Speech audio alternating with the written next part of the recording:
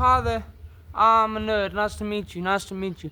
Yeah. Why don't we discuss the books and the ontological explanation of God, the one above, and how the sun is a heliocentric sphere? Duh! I don't care. Why are you a nerd? Why do you care about that kind of stuff? You should be in the gym every single day getting massive forearms and enjoying your Russian heritage.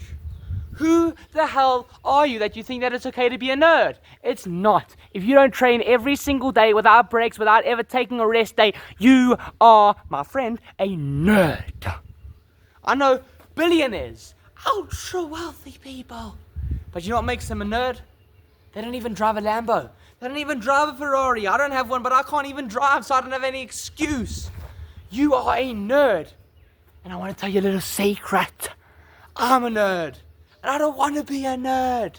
And I want to tell you, if you are a nerd, how to stop being a nerd, number one, and how to become the legendary man that you so desperately want to be.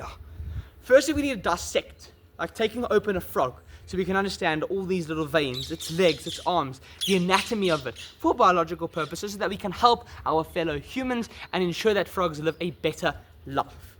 Now, you have two paths.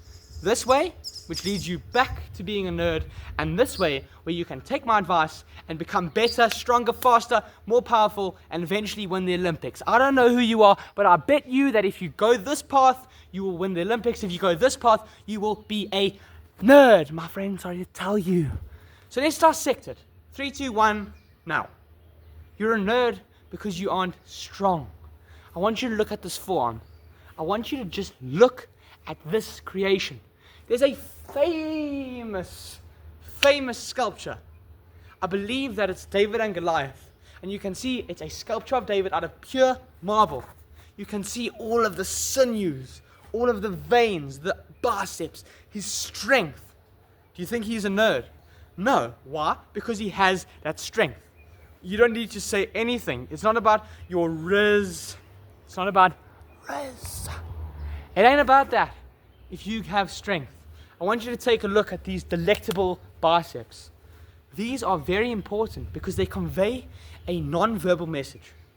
The one time there was an intellectual society I wanted to be part of, right? For all the nerds, because I myself am a nerd, trying not to be, but I was. And I joined this intellectual society. It was so intellectual that they would play board games on the weekend. Imagine playing board games in 2020, in the 21st century. Nobody does that anymore. Nobody wastes their time with teas, scones, and board games. If you do, well, you're a nerd. Sorry. My friend, you're a nerd. So what happened was I joined this intellectual society. But how do you pass the test to get in? Because there are two factions of it. Two portions of the test which will determine whether you will become a nerd or win the Olympics. And I unfortunately took the road, I'm going to be a nerd. So this is what happened. I went to the testing center at a school, private location, quiet, imagine grey carpets, a simple desk, no markings, sit down, write your test for 30 minutes, and we'll see if you get involved in the intellectual society. You pass, good. You don't pass, well then bugger off. It just means go win the Olympics. And that way, go be a nerd. And you won't believe what happened. There were two sections, so as I said. There was the verbal, the non-verbal. You're not going to believe which one I got in on. It wasn't the verbal, nerdy riddles, nerdy rhymes. Oh, so Jane and John go on their little scooter down the hill at 45 kilometers and they take a sharp right turn. How many rotations will they do when they hit the ground? I don't freaking know because I ain't a nerd, my friend. I'm not a freaking nerd. Stop asking me verbal questions. Well, I clearly failed that one because I don't know what Jane and John were doing on the scooter in the first place, let alone how many times they would tumble around the road taking a sharp right turn. To me, that is blatant idiocy. Now, there was the second test, which is even more important than the first one, especially if you don't want to be a nerd. The first test, as I said, was verbal. The second test was non-verbal. Now what does that mean? Non-verbal, how can you test someone non-verbally? Well, it was a series of shapes and pictures in a 9x9 grid as if you were locked away in a prison cell for the rest of your life.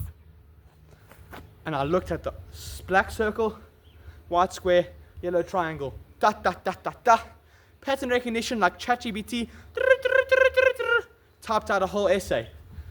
This pattern recognition software is not able to identify what patterns are being used, and I'm not able to answer this question as my training data is limited to 2025 and I'm unable to answer your question. Please do not ask me any liberal, political, or social questions. I am unable and I am an AI chatbot. I cannot offer you any more useful information, period.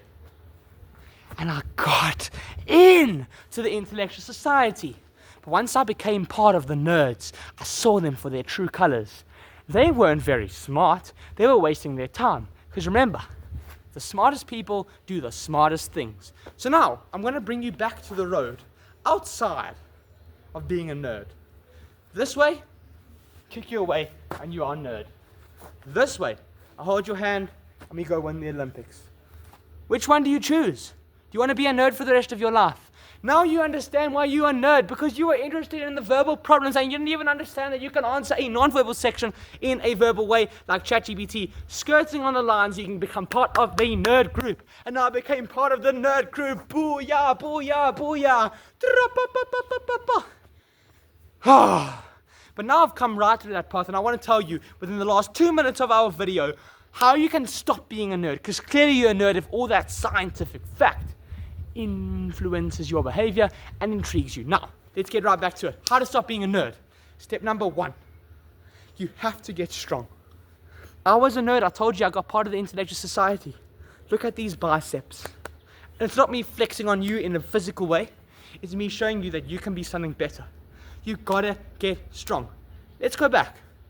Let's go way back to when I was talking about the 2 sections. Verbal, non-verbal. Now, there's a reason why I got in on the non-verbal, because I convey a non-verbal message by doing this and showing you the veins in my arms simultaneously for you nerds at home. So it was crucial to me to understand how to convey a non-verbal message, which is how I became part of the intellectual society and then left, because those people were nerds. So you need to understand, step 1, you got to get strong. Step number 2, cultivate discipline within your brain. I'm sick and tired of you telling me you have to hop on Discord. You have to play Call of Duty. Who are you, my friend? A nerd? Or do you want to win the Olympics? It's a decision that only you can make. I'm giving you the option. Once you've cultivated discipline in your mind, come back. And you need to bring yourself back to who we once were. Caveman. Strength. Caveman. Bravery. You want to stop being a nerd, my friend?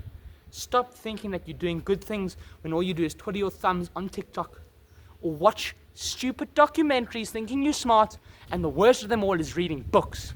That's the worst of them, because that means that you aren't just here. It means you are you're a nerd, my friend. You read books. Stop reading books. I teach you everything you need to know. You want to be a nerd? I'm going to tell you how to not be a nerd. My phone's about to die.